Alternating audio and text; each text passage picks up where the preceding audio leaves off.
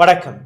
Iran, America, Israel போரை பற்றின ஏராளமான திருப்பங்களை, ஏராளமான மாற்றங்களை தொடர்ந்து இங்கே பார்த்து வருகிறோம். இன்னைக்கு 55 நாட்கள் ஆகிவிட்டது. இன்னும் 5 நாட்கள் மட்டும்தான். அதாவது அமெரிக்க காங்கிரஸ்ல இருந்து டொனால்ட் ட்ரம்ப் இந்த போருக்கான எந்த விதமான அப்ரூவலும் வாங்காமல் இந்த போரில் களமிறங்கி இருக்கிறார். ஆஸ் பர் எக்ஸ்போர்ட்ஸ் நீங்க பார்த்தீர்கள்னா, அமெரிக்காவுடைய லா படி நீங்க பார்த்தீர்கள்னா 60 நாட்களுக்குள் டொனால்ட் ட்ரம்ப் நேரடியாக அமெரிக்கா காங்கிரஸ்க்கு முன் போய் போரில் நடந்த அனைத்து அப்டேட்ஸ்களையுமே கொடுக்க வேண்டும், இந்த போருக்கான காரணத்தையும் விளக்க வேண்டும். இல்லை என்றால் டொனால்ட் ட்ரம்பிற்கு பிரச்சனை நிச்சயம். இந்த இடத்தில் டெமோக்ராட்டிக்ஸ் டொனால்ட் ட்ரம்ப்க்கு எதிராக குரல் கொடுத்து கொண்டிருக்கிறார்கள். இன்னொரு பக்கம் ரிப்பப்ளிகன்ஸ் டொனால்ட் ட்ரம்பிற்கு சாதகமாக பேசிக் கொண்டிருந்தால் கூட அங்க இருக்கக்கூடிய செனட்டர்ஸ் பல நபர்கள் டொனால்ட் ட்ரம்பிற்கு எச்சரிக்கை கொடுத்து விட்டார்கள். அதாவது டொனால்ட் ட்ரம்புடைய கட்சி சார்ந்த நபர்களே 60வது நாள் நிச்சயமாக டொனால்ட் ட்ரம்ப் அமெரிக்கன் காங்கிரஸுக்கு முன்பு வந்து விளக்க வேண்டும், இல்லை என்றால் நாங்களும் இந்த பேச்சுவார்த்தையில் இடம்பெற மாட்டோம். இன்னொரு பக்கத்தில் நீங்க பார்த்தீர்கள், இன்னைக்கு ஈரானிய ஃபாரின் மினிஸ்டர் அராக்சி அவர்கள் பாகிஸ்தான் வந்துவிட்டார். பாகிஸ்தானில் ஒரு பேச்சுவார்த்தைக்கான ஒரு வழி பிறக்குமா என்கிற அந்த கேள்வி. இன்னொரு பக்கம் அமெரிக்கா தன்னுடைய டெலிகேஷனை வாஷிங்டன்ல இருந்து அனுப்பிவிட்டது. விட்காஃப் மற்றும் குஷ்னர் இந்த பேச்சுவார்த்தைக்கு வர இருக்கிறார்களாம். ஆனால் ஈரான் தெளிவாக ஒரு விஷயத்தை எடுத்து வைத்திருக்கிறது. நாங்கள் நேரடியாக இந்த பேச்சுவார்த்தையில் இடம் பெற மாட்டோம்.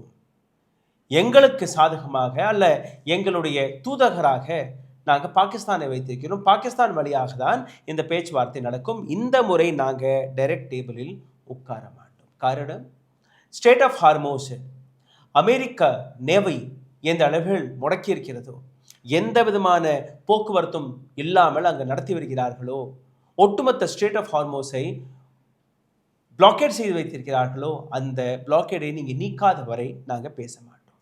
இன்னொரு பக்கம் 200க்கும் மேற்பட்ட சூப்பர் போட்ஸ்களை வைத்து ஒட்டுமொத்த ஸ்டேட் ஆஃப் ஹார்மோஸை தன் கட்டுப்பாட்டுக்குள் வைத்திருக்கிறது ஈரான். ஈரான் எடுத்து வைக்கக்கூடிய கோரிக்கைகள் என்ன? ஸ்டேட் ஆஃப் ஹார்மோஸ் எங்களுடைய கட்டுப்பாட்டுக்குள் தான் இருக்க வேண்டும். நாங்கள் எந்த விதமான டாக்ஸையும் போடலாம், டோலையும் வாங்கலாம். ஐரோப்பிய நாடுகள் தயாராக இருக்கிறது, சைனா தயாராக இருக்கிறது, ரஷ்யா தயாராக இருக்கிறது. அமெரிக்காவிடம் நாங்கள் எந்த விதமான பேச்சுவார்த்தைக்கும் தயாராக இல்லை. ரெண்டாவது, அமெரிக்கா என்ன கூறுகிறது? ஸ்டேட் ஆஃப் ஹார்மோஸில் எந்த விதமான டோல் டாக்ஸும் வசூலிக்கப்படக்கூடாது. அப்படி வசூலித்தீர்கள்னா எங்களுக்கும் அதற்கான பங்கு இருக்க வேண்டும். இது ஒரு பிரச்சனை. ரெண்டாவது, நியூக்ளியர் ப்ரோக்ராமில் அமெரிக்கா எந்த விதமான மூக்கையும் நுழைக்கக்கூடாது. There is zero enrichment, removal of uranium stockpile. நாங்கள் தயாரித்து வைத்திருக்கக்கூடிய இந்த யுரேனியத்திலிருந்து ஒரு துளி கூட அமெரிக்காவிற்கு கொடுக்க போவதில்லை.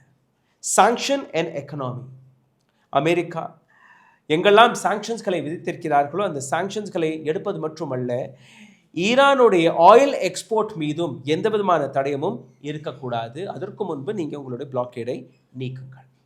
அடுத்தபடியாக ரீஜனல் ப்ராக்சிஸ் லைக் லெபனான். இப்போவும் நீங்கள் பார்த்தீர்கள்னா லெபனான் இஸ்ரேலுக்கு இடையே ஒரு மிகப்பெரிய போர் வெடித்து கொண்டு தான் இருக்கிறது. அதனால் இஸ்ரேல் ஹெஸ்புல்லா மீது சீஸ்ஃபயரை அறிவிக்க வேண்டும். எந்த விதமான தாக்குதலும் அங்கே நடக்கக்கூடாது. பார்டர் லைன் பிரச்சனைகள் என்ன, இம்ப்ளிகேஷன்ஸ் என்ன? குளோபல் எனர்ஜி செக்டரில் ஒரு மிகப்பெரிய கிரைசிஸ் வந்துவிட்டது. இன்டர்நேஷனல் ரிலேஷன்ஷிப் அமெரிக்கா இஸ்ரேல் வழியாக ஒட்டுமொத்த ஐரோப்பிய நாடுகளில் ரிலேஷன்ஷிப் கிரைசிஸ் வர தொடங்கிவிட்டது. சைனா அண்ட் ரஷ்யா இந்த ஒட்டுமொத்த போரிலிருந்து தனக்கான லாபத்தை தேடிக்கொண்டிருக்கிறார்கள். ஹியூமனிடேரியன் வழியில் நீங்கள் பார்த்தீர்கள்னா கூட ஏராளமான ஈரான் மற்றும் லெபனானில் இருக்கக்கூடிய அப்பாவி மக்களை கொண்டிருக்கிறார்கள். அதற்கான பதிலையும் அமெரிக்கா இஸ்ரேல் கொடுக்க வேண்டும். இந்த விஷயத்தை UN வழியாக எடுப்பதற்கான இன்னொரு வழியை இவர்கள் தேடி வருகிறார்கள். 34 நாடுகள் கொண்ட ஒரு குழு, இதில் நாட்டோ நாடுகளும் இருக்கிறது, மற்ற ஏஷியன் நாடுகளும் இருக்கிறது. இந்த அனைத்து நாடுகளுமே ஒன்றாக இதில் ஸ்பெயின், பிரான்ஸ், இட்லி இது போன்ற நாடுகளும் இருக்கிறார்கள்.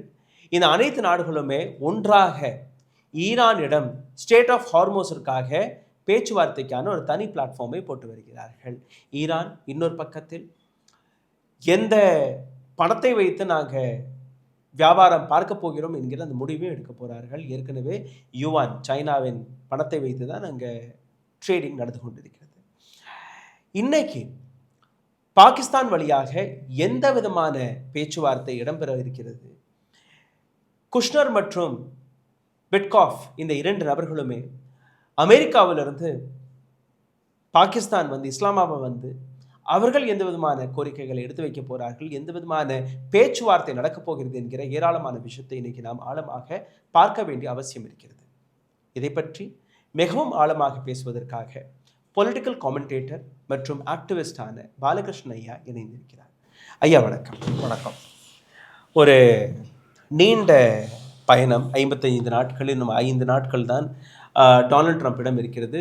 அமெரிக்காவில் இருக்கக்கூடிய காங்கிரஸிடம் போய் இந்த போருக்கான அப்டேட்டை கொடுப்பதற்காக, அப்படி காங்கிரஸ் டொனால்ட் ட்ரம்பிற்கு அந்த பர்மிஷனை மறுத்து விட்டால் டொனால்ட் ட்ரம்ப் தன்னுடைய நாட்டிலேயே தோல்வியை பார்ப்பார். தேர்தல் அது வேற தோல்வி, இது ஸ்ட்ராட்டஜிக்காக, அட்மினிஸ்ட்ரேஷனாக, ஒரு நாடாக டொனால்ட் ட்ரம்பை தோற்கடிக்கக்கூடிய ஒரு பிளாட்ஃபார்மும் அங்கே தயார் நிலையில் இருக்கிறது. இந்த 5 நாட்களுக்குள் எந்த விதமான பேச்சுவார்த்தையை முன்னெடுத்து வைக்க போகிறார் டொனால்ட் ட்ரம்ப் என்கிற விஷயத்தை கொஞ்சம் விளக்கலாம். ஆர்டிகிள் 25 பயன்படுத்தி அந்த இம்பீச்மெண்ட் கொண்டு வருவதற்கான எல்லா விதமான நடவடிக்கைகளையும் அவங்க எடுத்துட்டாங்க.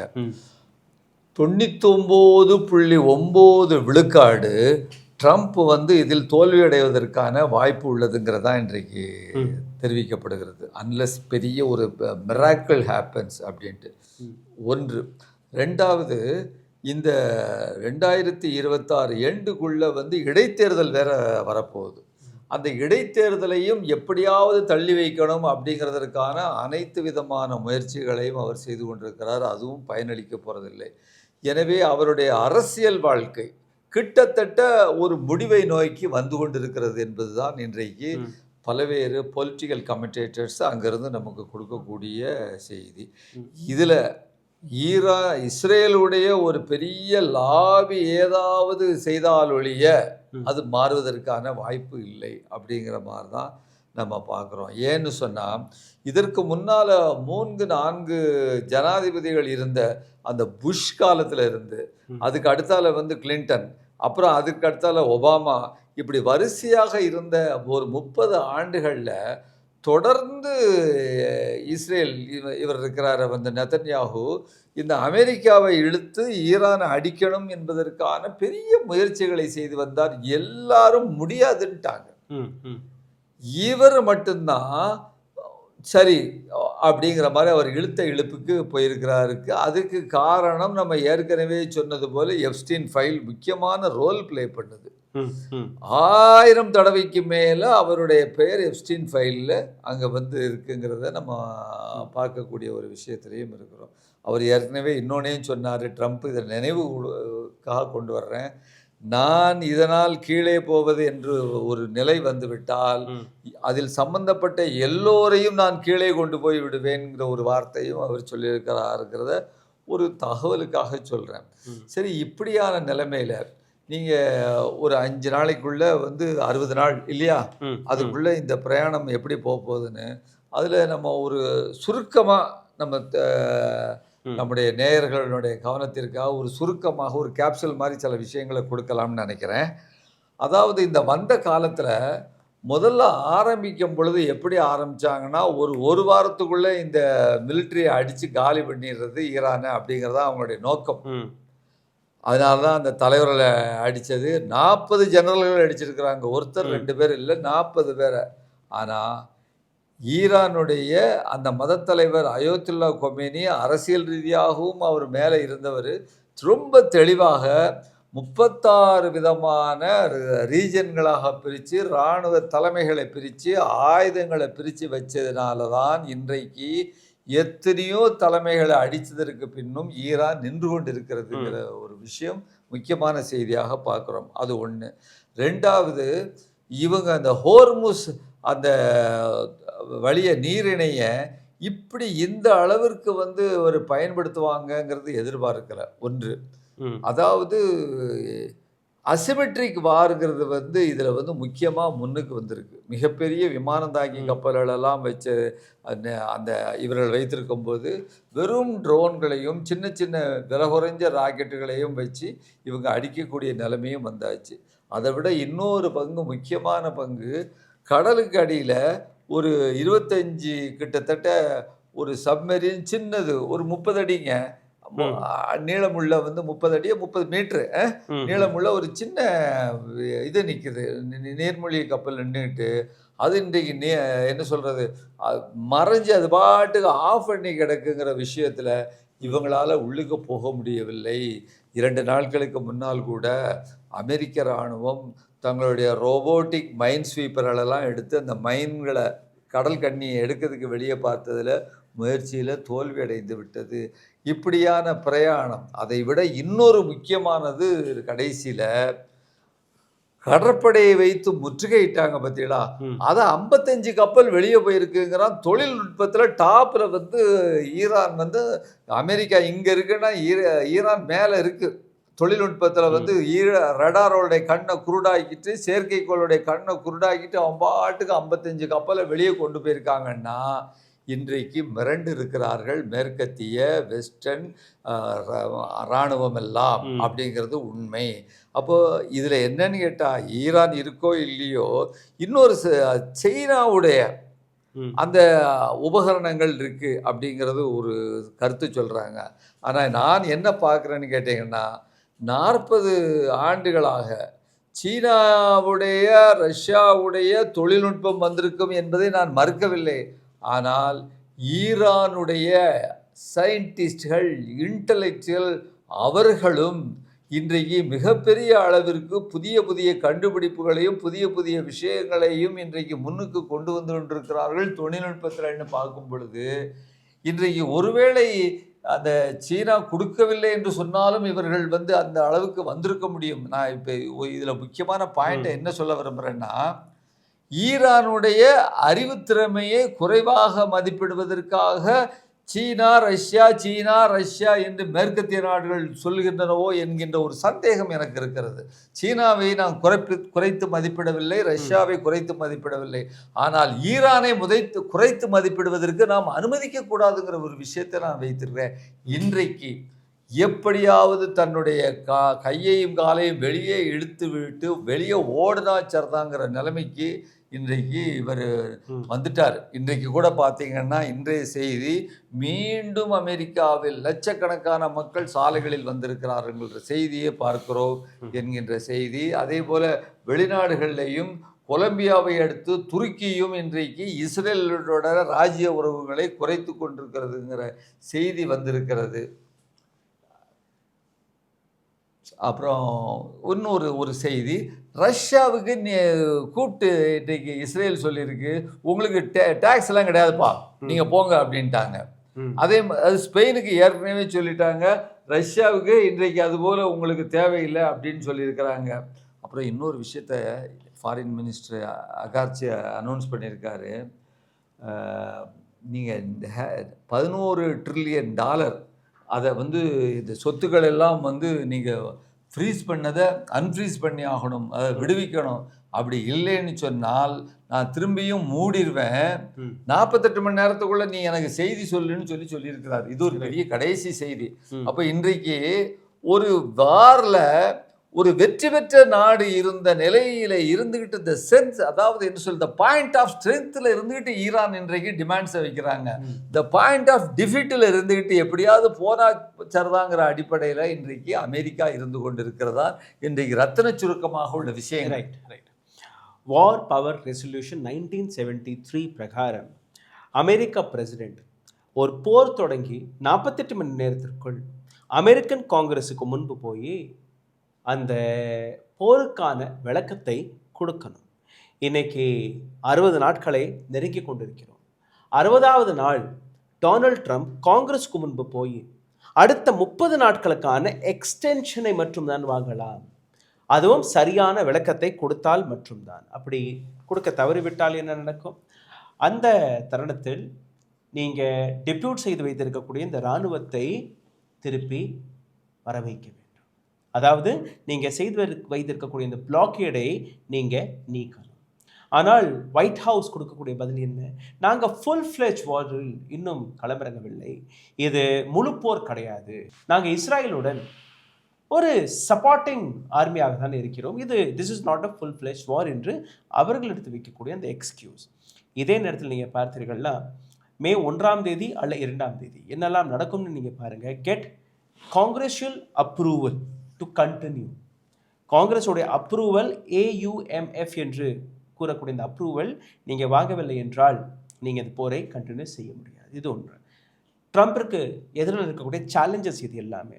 இல்லை, நான் ஏற்கனவே கூறியபடி you should withdraw US forces and Plackett. இந்த இரண்டையுமே அடுத்த 30 நாட்களுக்குள்ள, அது 30 days அவகாசம் அங்கே தான் கிடைக்கும், அதுக்குள்ளே நீங்கள் வாபஸ் வாங்கணும். request the 30-day extension and still seek approval. நீங்கள் 30 நாட்களுக்கான எக்ஸ்டென்ஷன் கேட்கலாம், ஆனால் அதற்கான அப்ரூவல் கிடைத்தால் மட்டும்தான். இந்த இடத்துல இம்பீச்மெண்ட் ப்ராசஸும் தொடங்கிவிட்டது. ஐயா கூறியபடி அமெரிக்கன் காங்கிரஸுக்கு முன்பு டெமோக்ராட்ஸ், அங்கே இருக்கக்கூடிய இன்னொரு கட்சி, எதிர்கட்சிகள், அவர்கள் மல்டிபிள் ஆர்டிக்கல் வழியாக இம்பீச்மெண்ட் ப்ராசஸை தொடங்கி இருக்கிறார்கள். அதற்கான விளக்கம் வெளிவந்து கொண்டிருக்கிறது. இது 25வது அமெண்ட்மெண்ட். இதை தாண்டி நீங்கள் பார்த்தீர்கள்னா எப்ஸ்டீன் ஃபைலுக்கான ஒரு விளக்கமும் வெளிவருகிறது. ஜனவரி 2026ஆம் ஆண்டு எப்ஸ்டீன் ஃபைலில் 3.5 மில்லியன் காகிதங்கள் கொண்ட, டாக்குமெண்ட்ஸ்கள் கொண்ட இந்த விஷயம். இதில் டொனால்ட் ட்ரம்ப் மற்றும் உலக நாடுகளில் இருக்கக்கூடிய பல்வேறு நபர்களுடைய பெயர் அடிபட்டது. இதையும் மையப்படுத்தி மொசாத் மற்றும் ஜூயிஷ் லாபி ட்ரம்ப் மீது ஒரு அழுத்தத்தை தொடர்ந்து கொடுத்து வருகிறார்கள். ட்ரம்ப்பை சாதாரணமாக இந்த போர் நிறுத்தத்திற்கான வேலையை பார்க்க விட மாட்டார்கள். பிகாஸ் அவர்களோட உத்தேசம் இந்த போர் தொடர்ந்து நடந்து கொண்டே இருக்கிறது. மோடி மற்றும் ட்ரம்ப்புடைய கனெக்ஷனும் இந்த இடத்தில் நாம் பார்த்து வருகிறோம். 25லிருந்து 50% டாரிஃபை டொனால்ட் ட்ரம்ப் உயர்த்தினார். இந்தியாவை ஹெல் ஹோல், நரகம் என்று கூறிவிட்டார். H1B விசா மீது, இந்தியர்களுடைய டேலண்ட் மீது ஏராளமான வரிகளை போட்டார். கிட்டத்தட்ட 1 கோடி ரூபாய்க்கான அந்த விசா ஃபீஸ். இது மட்டுமல்ல, தொடர்ந்து இந்தியா மற்றும் இந்தியன் எக்கனாமி, ஃபாரின் பாலிசியை பற்றி டொனால்ட் ட்ரம்ப் நேரடியாக டார்கெட் செய்து கொண்டிருந்தால் கூட, நம் நாட்டு ஃபாரின் மினிஸ்ட்ரியாக இருக்கட்டும் அல்ல நேரடியாக நரேந்திர மோடியாக இருக்கட்டும், எந்த விதமான டிப்ளமேசி அல்ல நேரடி பதிலும் கொடுக்க தவறி வருகிறது இந்திய அரசாங்கம், முக்கியமாக நரேந்திர மோடி. இதற்கான காரணத்தை நீங்கள் பார்த்தீர்கள்னா, ஸ்ட்ராட்டஜிக் முறையாக அவர்கள் எடுத்து காட்டுகிறார்கள் US அண்ட் இந்தியா பார்ட்னர்ஷிப்.